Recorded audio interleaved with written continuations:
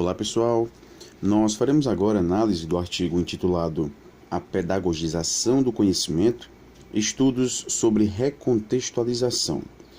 Trata-se de um artigo bastante denso, né? É muito importante a gente não se perder nos conceitos que vêm neste artigo, né? Então, a ideia aqui é ir aos poucos desenvolvendo os conteúdos desse texto para justamente a gente não se perder. Trata-se de um artigo de um sociólogo, Basil Bernstein, um sociólogo britânico conhecido por seu trabalho na sociologia da educação. Então, há aqui muito do contexto britânico que nós devemos fazer uma relação com o contexto brasileiro, né? Ele traz aqui algumas instituições britânicas, algumas informações que dizem respeito mais especificamente ao universo britânico, então é importante a gente justamente não se perder nessas informações que ele nos traz. Façamos agora uma rápida análise do próprio título do artigo, né? A Pedagogização do Conhecimento, Estudos sobre Recontextualização. Vale lembrar que esse texto é uma tradução de uma edição em inglês, intitulada Pedagogia, Controle Simbólico e Identidade. Nós temos aqui como primeiro termo importante do título, pedagogização. Pelo próprio nome, utilizando-se aqui do próprio sufixo, né, nós temos uma ideia de ação, pedagogização. Então, alguma coisa está sendo pedagogizada, né? Algo que não é pedagógico está se transformando em pedagógico. A gente vai ver justamente o que é o conhecimento, né? Então, o conhecimento está sofrendo esse processo de pedagogização. Por conhecimento, a gente pode entender como conteúdo, né? Esse conteúdo, como nós vamos ver aqui no artigo, ele diz respeito tanto ao aspecto científico, né, conteúdo mais sistematizado, ou mesmo conteúdo empírico, né, conteúdo que é fruto das nossas vivências, nós vamos aprendendo com as próprias experiências, né? Então, por conhecimento, a gente pode fazer relação a um conhecimento científico ou ao conhecimento empírico. Tanto científico como o empírico, né, esses conhecimentos, eles podem ser pedagogizados, ou seja, podem ser objetos de ensino, né? Naturalmente, deve haver aqui uma didatização, né? Um objeto que não está relacionado ao universo educativo, né, da pedagogia, ele se transforma em um objeto de ensino. É aí que nós temos a pedagogização. Então, esse conhecimento pode ser entendido como conteúdo científico ou mesmo empírico, e a gente vai ver que esse conteúdo, né, esse conhecimento que está presente nesse artigo, diz respeito ao conceito de competência. Então, é justamente esse conceito de competência que vai ser pedagogizado, né? Por que ele vai ser pedagogizado? E nós veremos isso, né? Mas já estou adiantando algumas informações. Porque ele surgiu em um universo que não é um universo educativo. E justamente por não ter surgido em um universo educativo, esse conceito de competência, né, para passar para o universo educativo, deve haver esse processo de pedagogização, ok? Então nós temos aí um conceito de competência que vai ser pedagogizado. É importante a gente compreender esse conceito de competência, porque ele está presente também na Base Nacional Comum Curricular. A nossa base foi elaborada estabelecendo 10 pilares, né, que são justamente as 10 competências gerais, né? Então, os pilares da BNCC são justamente as 10 competências gerais. A gente não vai aqui neste momento fazer uma análise da BNCC, né? Mas vocês têm acesso no material complementar a uma análise da BNCC, ok? Então nós temos esse conceito de competência que vai ser abordado neste artigo. É um conceito que é importante para nós também, uma vez que ele está presente na Base Nacional Comum Curricular. Agora é importante também a gente compreender que não há apenas um conceito possível para a competência. Então, dependendo aí da linha teórica que você esteja seguindo, você vai entender competência de uma forma diferente, ok? Por exemplo, na nossa BNCC, nós temos como conceito de competência, né, a mobilização de conhecimentos, conceitos e procedimentos, né, habilidades, práticas cognitivas e socioemocionais, atitudes e valores para resolver demandas complexas da vida cotidiana, do pleno exercício da cidadania e do mundo do trabalho. Então aqui nós temos uma relação direta, né, com o exercício da cidadania. Daí vem uma questão política muito forte, né, política não de partidarismo político, mas sim de participação da cidade, das decisões da cidade, né, da polis, né. Aí nós temos a importância desse exercício da cidadania e também do mundo do trabalho. Então, as 10 competências, elas se relacionam com esses dois universos, né? Exercício da cidadania e mundo do trabalho. Pois bem, então nós já sabemos que o conceito de competência vai ser pedagogizado. E nós veremos também que há muitos conceitos de competência, ok? Então, a pedagogização do conhecimento, estudos sobre recontextualização. Então, o que tem a ver essa recontextualização? Ela tem a ver justamente com essa pedagogização, né? Nós temos um objeto que não pertence ao universo educativo, ele vai partir para um contexto diferente daquele contexto de onde ele se originou. Então nós temos uma recontextualização, né? Ele está indo para um novo contexto, um contexto diferente para o seu contexto de origem. Agora, é claro, essa passagem de um contexto para outro não é uma passagem sem interesses políticos, né? sem ideologias, né? É claro que há muitos sujeitos envolvidos, há muitos interesses envolvidos aí que fazem com que essa recontextualização se dê de uma forma ou de outra, ok? Então, recontextualização é exatamente isso, essa passagem de um contexto para outro. No caso específico aqui, de um contexto não educativo para um contexto educativo. Em outras palavras, né, de uma esfera não educativa para uma esfera educativa. Então, o objetivo aqui é tornar o conhecimento um objeto do processo educativo, né? Quando nós temos experiências científicas, nos resultados das experiências científicas, eles não podem ser diretamente utilizados no universo educativo, né? Deve haver aí uma espécie de transposição didática, né? uma mudança que ocorre naturalmente, né? Para que esse objeto possa ser pedagogizado. E essa mudança, né? essa transposição didática, ela não se dá de forma neutra. Há alguns aspectos que são silenciados, outros que são mais destacados, né? Isso, claro, envolve relações de poder, como nós veremos também nesse artigo, né? Essa recontextualização, ela envolve relações de poder. Ok, pessoal? Então, uma vez já compreendido aqui o conteúdo, né, do título, e eu costumo dizer que bons artigos, né, nos trazem bons títulos, né, títulos que nos trazem muitas informações, é legal a gente partir sempre da análise do título.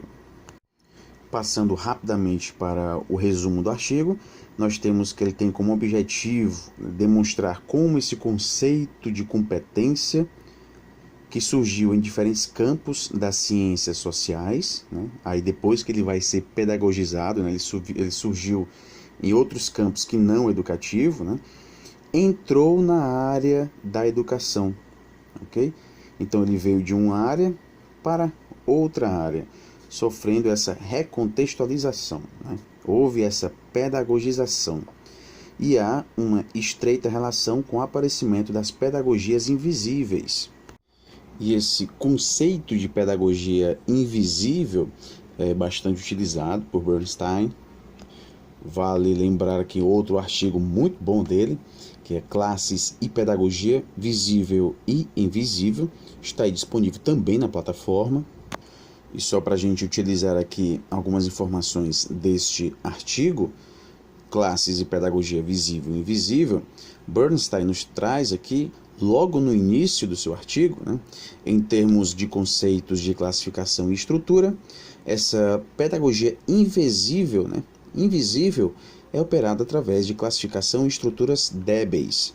As pedagogias visíveis realizam-se através de classificações e estruturas rígidas. A diferença básica entre as pedagogias visíveis e as invisíveis está na maneira pela qual os critérios são transmitidos e no grau de especificidade dos mesmos. E assim, pessoal, o espaço que é marcado pelas pedagogias invisíveis, ele é considerado como um espaço sem limites, né? Não há barreiras explícitas dentro desse espaço. É um espaço que pode ter a apropriação de vários agentes sociais ao longo do tempo, as regras de ocupação desses espaços, os movimentos, as práticas e as comunicações que ocorrem, nesses espaços marcados pelas pedagogias invisíveis são regras menos limitantes. A gente pode dizer que a vida nesses espaços se dá em um plano mais aberto, mas com uma menor privacidade e liberdade entre os grupos que estão nesse espaço. A regra para esse tipo de uso e ocupação espacial nas pedagogias invisíveis é a diminuição de regras onde os usuários deixam sua própria marca. Classes menos abastadas, ou seja, classes onde nós encontramos mais jovens que vêm de uma família de classe baixa, de famílias de classe baixa, seriam mais propícias a viverem nesse ambiente de pedagogias visíveis. Isso devido à simplicidade e um baixo custo de implantação desse tipo de pedagogia. O custo de um material do espaço de uma pedagogia invisível, se for comparado a uma pedagogia visível, é muito alto. Então é mais caro esse jovem estar num espaço onde predomina a pedagogia invisível, é mais caro, do que num espaço onde nós encontramos a pedagogia visível. Por quê? Porque na pedagogia invisível nós temos uma maior liberdade, consequentemente um espaço maior para a criança, para ela se movimentar. Em uma sala organizada para uma pedagogia visível, a quantidade de espaço por aluno será somente o que é requerido por uma mesa. Então a gente encontra mais salas superlotadas nessas pedagogias visíveis. Enquanto que na pedagogia invisível a gente tem uma organização que dá mais liberdade aos movimentos para cada aluno, aumentando dessa forma, pessoal, uma necessidade de um maior espaço. Pois bem, voltando aqui para o resumo, nós temos o aparecimento dessas pedagogias invisíveis, contrapondo-se a ele, definiu-se o conceito de desempenho, articulado agora com as pedagogias visíveis. Essas pedagogias, como nós vimos, que dão menos liberdade, são pedagogias com um baixo custo se comparadas às pedagogias invisíveis. Nós temos também a relação entre diversas formas de desempenho e competência nos contextos educacionais mais amplos, que abrangem processos escolares e não escolares, e a construção de identidades, indicando como este último processo, tido como dinâmico, é perpassado por resistências e oposições. Nós temos aqui nessa construção de identidades um processo onde nós encontramos resistências, oposições. Podemos até fazer aqui uma referência a Michel Foucault, que traz essa perspectiva da construção de identidades, tomando por base resistências. Há essa chamada resistência ou mesmo contra-poder. Nós temos nessas relações de poder, elas não se dão de uma maneira onde nós não podemos encontrar uma certa resistência. Há sim resistências, assim como ocorre também na construção dessas identidades. Essa construção se dá dentro de um ambiente de relações de poder, é um processo dinâmico, onde nós encontramos resistências e oposições. Por último, procura se identificar na fase atual do capitalismo o processo de construção de identidades privilegiado pela educação escolar, bem como seus conflitos com outros processos análogos que se dão fora da escola. Então, contextos que se dão fora da escola, eles influenciam diretamente o que se passa na escola. Pois bem, na primeira parte do texto, nós temos uma referência aos títulos. Né? Os títulos eles não surgem por acaso, né? Eles expressam crenças, saberes, paradigmas de uma determinada época. Né? Por isso que, por exemplo, fazendo uma relação com outro texto muito importante, né? O Marx e a Pedagogia Moderna, livro no qual Manacorda faz uma análise filológica de conceitos utilizados por Marx, né? E para fazer uma análise filológica é de suma importância compreender o contexto daquela época. Então, para você compreender, né, o que o autor queria dizer ao utilizar aquele termo, é importante você compreender a cultura daquela época, né, o que aquele termo significava para as pessoas daquela época, porque quando você faz uma análise de determinados termos à luz, né, da sua sociedade, né, dos seus paradigmas, das suas crenças, você está deturpando o conceito original utilizado pelo autor daquele conceito, ok? Então, como o próprio autor nos traz, né, os títulos merecem ser estudados por eles mesmos, não como meras formas estéticas, mas também como significadores das relações de poder no campo intelectual. Então, esses títulos devem ser interpretados à luz, né, dos paradigmas do momento em que eles foram produzidos. E ao falar dos paradigmas, né, dos modelos, das crenças, dos conceitos daquela época, nós estamos fazendo referência também às relações de poder. E não há como a gente falar de relação de poder, né, de relação de poder sem fazer referência a Michel Foucault. Um importante livro dele, no qual ele desenvolve essa ideia de relações de poder, é Microfísica do Poder. Livro muito bom. Ele muda um pouquinho a perspectiva de poder, né? De luta entre as classes. Por exemplo, Marx, ao falar dessa questão do poder, ele direcionava mais a uma relação entre as classes, né? Classe dominante e classe dominada. Já em Foucault, nós encontramos mais uma questão difusa, né? Essas relações de poder elas estão difusas na sociedade. Por exemplo, uma simples consulta com um médico, nós encontramos relações de poder, né, entre o médico e o paciente. E é até interessante que muitas vezes o paciente, quando vai se consultar, né, vai cabisbaixo, né, vai como se fosse receber uma sentença, né? O médico ele é visto como uma autoridade naquele momento, né? Aquele que detém o saber e, de certa forma, detém o poder naquele momento. Né? A gente pode fazer até uma referência aqui com o que falava Francis Bacon, né? Conhecimento é poder. Mas essa perspectiva de Foucault, né? De abordar as relações de poder de uma maneira mais difusa, né? Nos mostra que as relações de poder estão em todas as partes. Né? Essas relações estão na família, estão em espaços institucionais, na escola, na faculdade, há relações de poder entre professor e aluno, entre coordenador e professor, enfim. E essas relações de poder, elas também permeiam, né, essas questões educacionais, a elaboração de currículos, a definição de conceitos que vão ser utilizados na educação e, claro, a própria escrita de um título. Né? O título ele já nos traz essas relações de poder.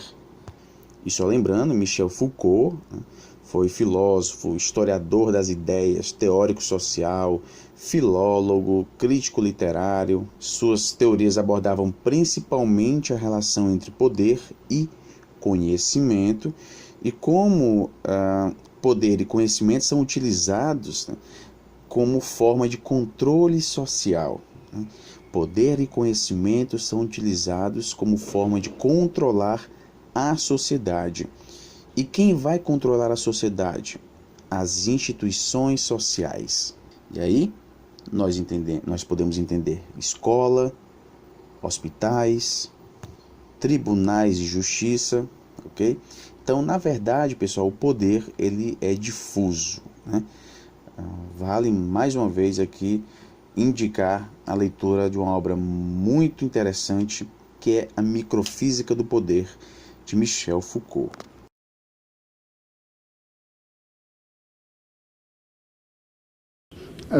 Là, il est vrai que je me méfie un peu de cette notion de nature humaine. Mais je m'en méfie pour la raison suivante. Je crois que parmi les concepts, parmi les notions dont une science peut se servir, il y a évidemment des notions qui sont d'un niveau, qui ont une élaboration, qui est une fonction différente. Par exemple, prenons le cas de la biologie. À l'intérieur, dans le domaine de la biologie, vous avez des concepts qui sont plus ou moins bien établis, comme le concept de réflexe. Bon. Et puis, vous avez d'autres notions qui sont en quelque sorte des notions périphériques. Des notions périphériques qui ne jouent pas un rôle en quelque sorte organisateur à l'intérieur de la science, des concepts qui ne sont pas des instruments d'analyse, des concepts qui ne sont pas descriptifs non plus. Ce sont des notions en quelque sorte qui servent simplement à indiquer des problèmes ou encore qui servent à indiquer des domaines d'objets à étudier. Prenez par exemple, il y a une notion comme ça qui, je crois, été très importante dans l'histoire de la biologie. C'est tout simplement la notion de vie. Bon, au XVIIe ou au XVIIIe siècle, les gens qui étudiaient la nature ne se servaient pas du concept de vie. Ils classaient les êtres naturels, qu'ils soient vivants ou non vivants, dans une espèce de grand tableau ou de grande hiérarchie. La vie était une notion dont ils ne se servaient pas et dont ils n'avaient pas besoin. Et puis, à la fin du XVIIIe siècle, un certain nombre de problèmes se sont posés, comme par exemple les problèmes de l'organisation intérieure de ces êtres dont on avait fait la classification. Ou bien encore, avec les progrès du microscope, le microscope d'Amici, on a vu apparaître tout un tas de phénomènes qui n'avaient pas été jusque-là encore perçus et dont les mécanismes, dont le fonctionnement n'était pas encore clair. Les progrès de la chimie ont fait également apparaître les problèmes concernant les rapports entre les réactions chimiques et les processus physiologiques de l'organisme. Et voilà que tout un domaine d'objets est apparu, domaine d'objets absolument nouveau pour le biologiste, et c'est cela qui a été appelé la vie. Et la vie, c'était une notion qui servait à indiquer le champ des objets et des domaines nouveaux que la science avait à parcourir. Bon, et je dirais, comme ça, en historien des sciences, si vous voulez, que la notion de vie a été un indicateur épistémologique, un index des problèmes à parcourir, et je me demande, dans l'histoire traditionnelle des sciences, on accorde en effet le maximum, enfin la tradition veut qu'on accorde le maximum à la créativité des individus. L'histoire des sciences, jusqu'à ces dernières années, consistait essentiellement à montrer en quoi un individu, que ce soit Newton ou que ce soit Mendel, peu importe, avait été effectivement le créateur ou le découvreur plutôt d'une vérité qui était là, inscrite dans les choses et dans le monde, et que personne avant eux n'aurait vu. Le postulat qu'il y a, je crois, qui dort en quelque sorte sous l'histoire des sciences traditionnelles, c'est ceci, c'est que la vérité est là pour être connue et que pourtant l'esprit de l'homme, par la suite, par l'effet d'un certain nombre d'inhibitions ou d'obstacles, n'est pas parvenu à voir cette vérité. L'esprit de l'homme est fait pour voir la vérité et un obstacle contingent l'en empêche. Cet obstacle, ça peut être, eh bien, selon les historiens, les conditions économiques et sociales, ou ça peut être la forme des mentalités, ou ça peut être la crédulité les vieux thèmes et mythes religieux, par exemple, ou moraux, enfin tout ceci qui constitue comme les obstacles, les écailles sur les yeux de celui qui voudrait voir. Mais en droit, l'esprit est fait pour voir, en droit, l'esprit est fait pour avoir accès à la vérité. Dans cette conception traditionnelle de l'histoire des sciences, d'une part, si vous voulez, on donne toute la créativité à l'individu, qui est en droit possesseur de la vérité, et puis on la lui retire par le système des obstacles qui viennent d'une façon tout à fait contingente l'empêcher de saisir, de formuler, de construire cette vérité à laquelle il a droit en principe. Bon. Alors, moi, le problème qui s'est posé à moi, c'était précisément un peu l'inverse. Parce que qu'est-ce qui se passe quand on assiste à une grande transformation scientifique? Dans une transformation scientifique, comme par exemple la naissance de la biologie au milieu du XVIIe siècle, ou la naissance de la philologie à la fin du XVIIIe, au début du XIXe. C'est vrai qu'un certain nombre d'obstacles, un certain nombre de préjugés, un certain nombre d'idées toutes faites tombent et viennent à disparaître. Mais ce qui m'a frappé, c'est que une science, au moment où elle naît, non seulement se débarrasse d'un certain nombre d'obstacles et d'obscurités, mais en même temps, elle supprime un certain nombre de savoirs et de connaissances existantes qu'elle occulte, qu'elle cache, comme si elle appliquait une grille nouvelle qui, tout en permettant de faire apparaître des phénomènes jusque-là cachés, cache des connaissances déjà acquises. Donc, une science, le progrès d'une science, l'acquisition d'une science, c'est pas simplement l'oubli des vieux préjugés, ce sont pas simplement les obstacles qui tombent, c'est une véritable nouvelle grille qui cache un certain nombre de choses et du coup fait apparaître. Donc, quand je critique la notion de créativité, je veux dire par là que, en fait, la vérité ne s'acquiert pas comme une sorte de création continue et cumulée, mais comme un jeu de grilles qui s'appliquent les unes sur les autres, cachées.